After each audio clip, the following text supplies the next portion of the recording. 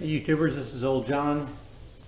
Today I'm going to make a video on trying to repair this Shop Vac that I was recently given by my neighbor who was 87 years old, and I helped kind of take care of him somewhat, mowed his lawn, helped him out with odd projects, and he gave it to me as a kind of a parting gift.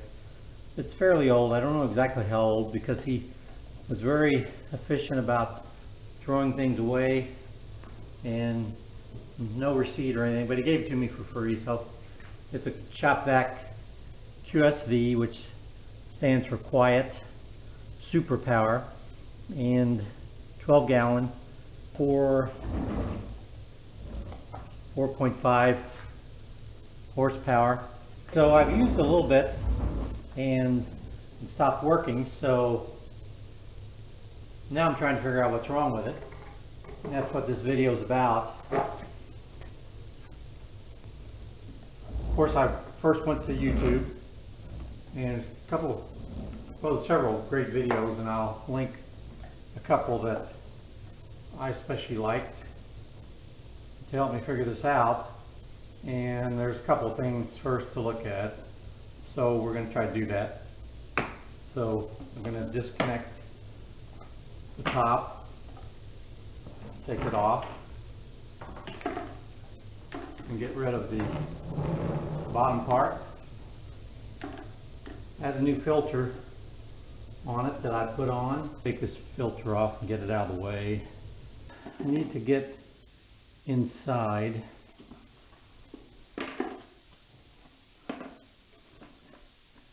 Don't think these do any good, but let me take those off. Yeah, I'll take them off just to be sure.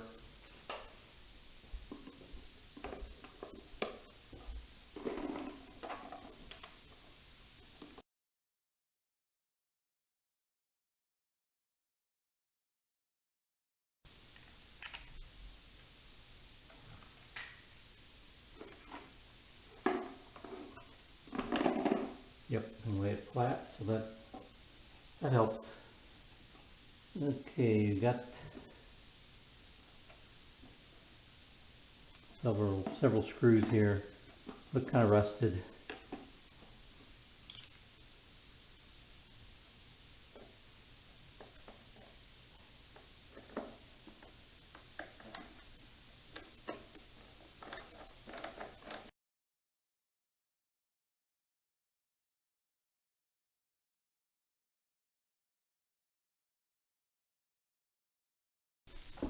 So far I don't really need a ratchet screwdriver.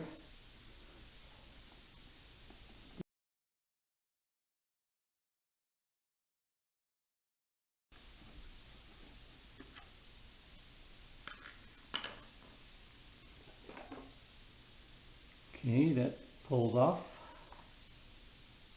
So we can get rid of that. I'll just put the screws there to keep from losing them.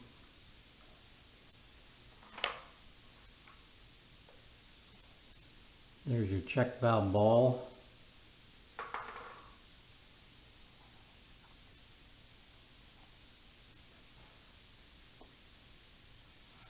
The sponge.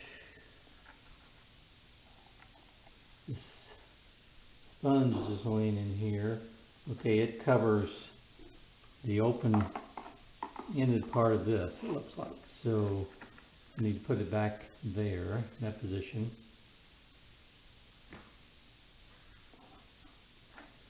Okay, this just lifts off.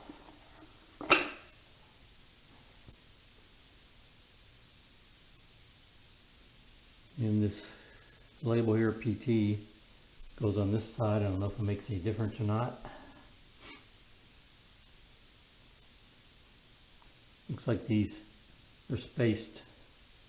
These slits are spaced such that it only goes on one way, hopefully. And then this is your blower blades, fan. Okay, so we need to take that off. Okay, this nut looks like it's ½ inch maybe.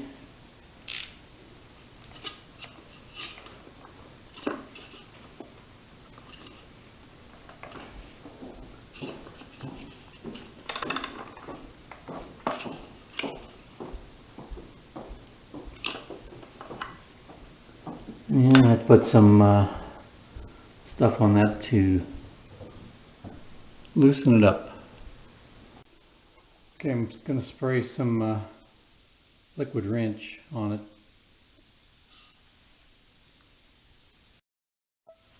Okay, after about 6 hours of letting this soak, I was able to finally get this loose.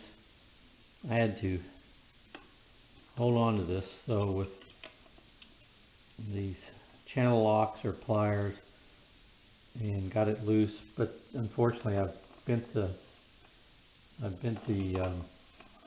fan a little bit, so I don't know if that's going to cause a big problem or not. So, but it was very tight. I'll try to straighten this out.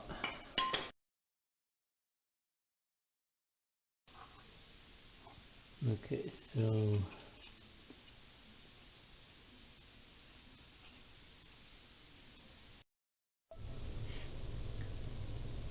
okay, I've sprayed some liquid wrench on the shaft here because this is pressed on. And while I'm waiting for that to work, I'm going to test the switch, which is under here when this is on. So it's under here, which we have to turn this over to see it.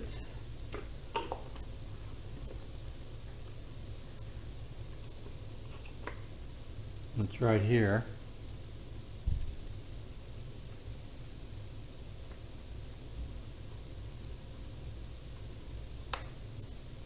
Works like that. Simple mechanism. And we have connectors going in and out of the switch. We can use our multimeter, and we want it on ohms because we're testing continuity to see if there's any broken wires or contacts. And on mine we put it here at a place that's kind of like an infinity button, and when you get a connection, which you can simulate by touching the two leads together, and you get a beeping noise. You should both hear that.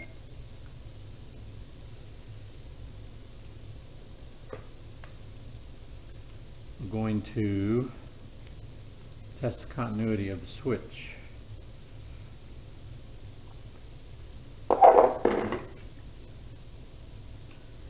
And there's a red wire and a white wire. I don't necessarily know which is which.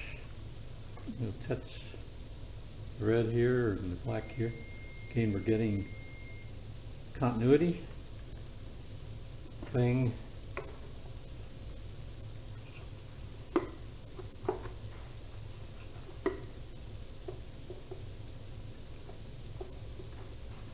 Just wiggle it off according to the video I watched. Maybe try prying, but have to be careful. We don't want to bend this.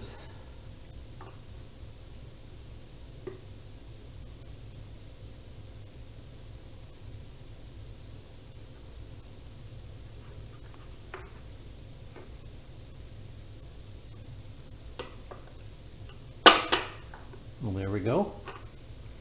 Popped right off.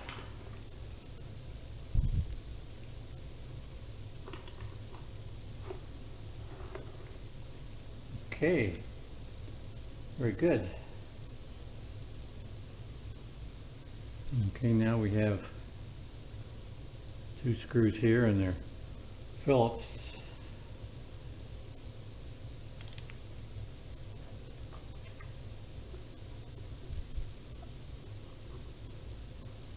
Okay, very loose.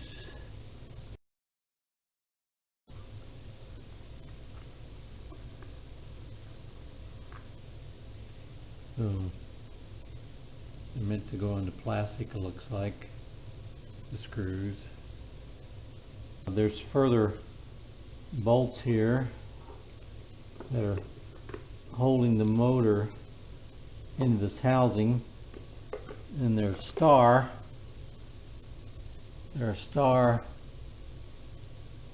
fitting, and looks like there's 1, 2, 3 that we need to take off.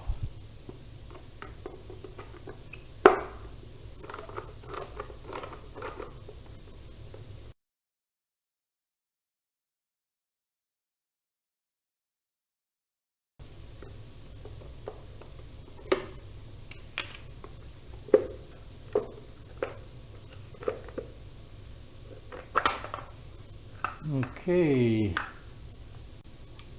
came off of here. So there's the top of the motor housing. So there's the motor.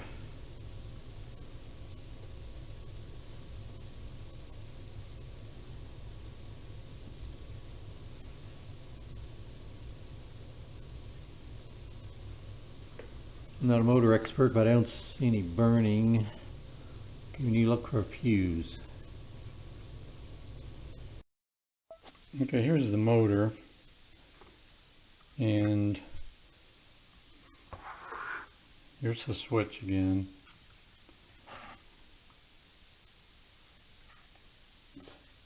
Cooling blades or whatever, I guess. I do not see any kind of a thermal fuse or any kind of fuse. Should be right in here.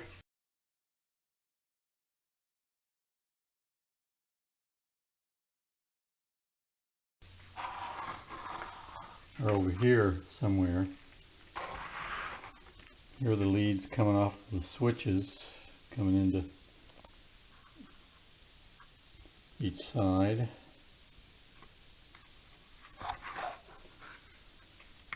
These are the brushes.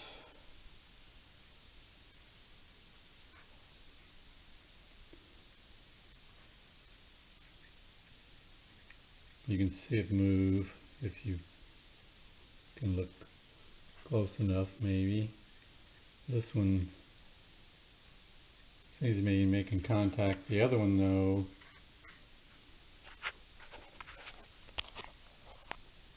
trying to hold this.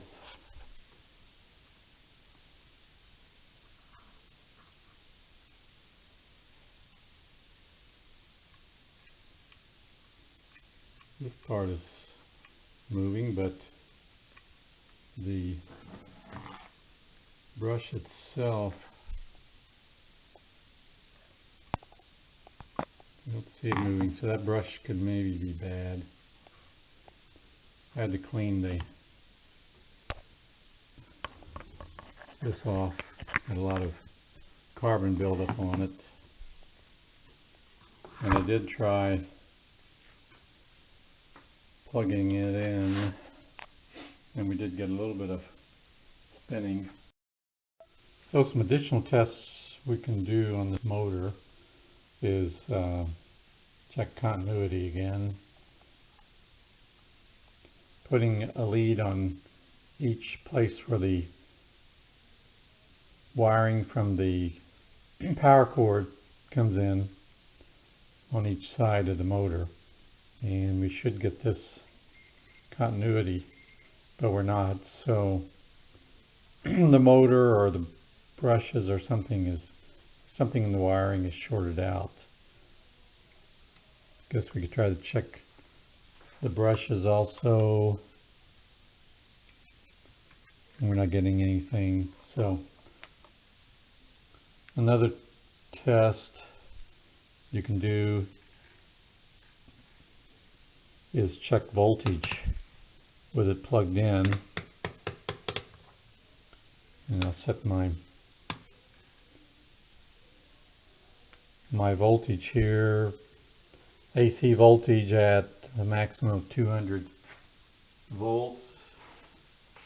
We'll plug it in.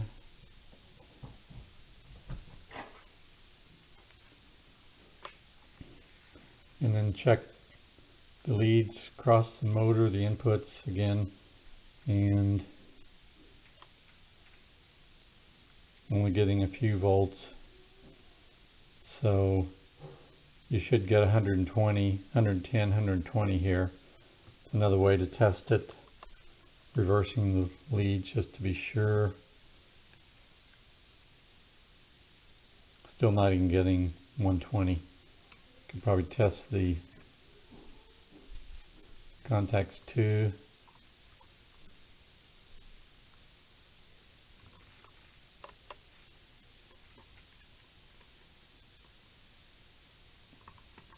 Getting very little. So those additional tests you can do. I'm looking at costs, and it looks like probably the least expensive price I can get for a new motor is in the neighborhood of $60, whereas a new motor would cost probably around 160.